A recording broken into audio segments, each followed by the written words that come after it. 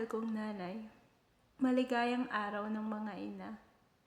Sa totoo lang, napakahirap bigkasin ng liham na ito nang hindi nadadala ng emosyon.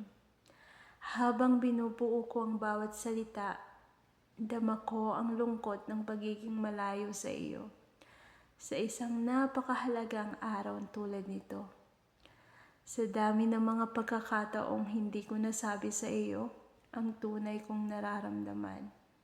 Ngayon, gusto ko nang sabihin ang lahat ng ito. Nanay, salamat. Salamat sa pag-aaruga, sa walang sawang pag-unawa, at sa lahat ng sakripisyong ginawa mo para sa amin. Sa bawat araw na lumilipas dito sa ibang bansa, dala-dala ko ang aral na itinuro mo. Ang pagiging masipag, matatag, at mapangkumbaba. Ikaw ang dahilan kung bakit ako patuloy na lumalaban. Kahit gaano kahirap ang buhay, malayo sa pamilya. Nakakalungkot mang hindi kita mayakap o mapasalamatan ng personal ngayon. Sana'y maramdaman mo ang init ng pagmamahal ko mula sa libong milyang layo. Hindi man ako nariyan sa tabi mo, tandaan mong ikaw pa rin ang una sa puso ko.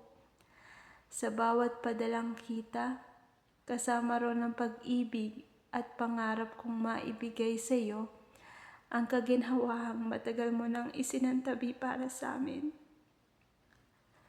Nanay, ikaw ang aking inspirasyon. Kung may taong dapat ipagdiwang ngayon at araw-araw, ikaw yon. Hindi sapat ang sulat para masuklian ang lahat ng iyong kabutihan. Pero sana ay magsilbi itong paalala na mahal kita. At hindi ko kailanman nakakalimutang ipagpasalamat ang pagkakaroon ng isang inang tulad mo. Hangad ko ang iyong kalusugan, kaligayahan at kapayapaan. Maghintay ka lamang, darating ang araw na ako naman ang mag-aalaga sa iyo. Maligayang araw ng mga inanay, mahal na mahal kita, mahal na mahal ka namin.